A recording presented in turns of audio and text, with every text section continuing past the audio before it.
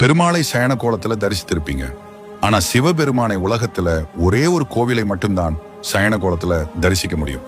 ஆந்திர மாநிலம் சித்தூர் மாவட்டம் நாகலாபுரம் அருகே இருக்கிறது சுருட்டப்பள்ளி. இங்கதான் பள்ளிகொண்டீஸ்வரர் சுவாமி திருக்கோவில் பார்க்கடலை கடந்தப்ப அதுல வெளிவந்த ஆழகால விஷத்தை சிவபெருமான் உண்ட பிறகு பார்வதி தேவியோட மடியில படுத்து ஓய்வெடுக்கிறார். அதனாலதான் இங்க இருக்க சிவபெருமானுக்கு பள்ளிகொண்டீஸ்வரர் அப்படிங்கிற பேரும் வந்தது. அப்ப சிவபெருமானை சுத்தி பிரம்மா விஷ்ணு முனிவர்கள் தேவர்கள் எல்லாரும் பிரார்த்தனை செய்து இந்த உலகத்தை அனுக்கிரகம் செய்யணும் அப்படிங்கறத வேண்டி நிக்கிறாங்க. சிவபெருமான் திரியோதசி திதியில சந்தியா காலத்துல எல்லோருக்கும் அருள் பாலிக்கிறார். அந்த காலம்தான் பிரதோஷம் அப்படின்னு பேர் பெற்றது. இந்த ஸ்தலத்தோட பெருமையாகும். இந்த ஒரு கோவிலை மட்டும்தான் பிரம்மாவாலய பார்க்க முடியாத சிவபெருமானுடைய அடி முதல் முடி வரைக்கும் தரிசிக்க முடியும். எல்லா கோவில்களிலும் லிங்க வடிவத்துல காட்சி தர சிவபெருமான் இந்த கோவில்ல மட்டும்தான் சயனகோலத்துல பார்வதி தேவி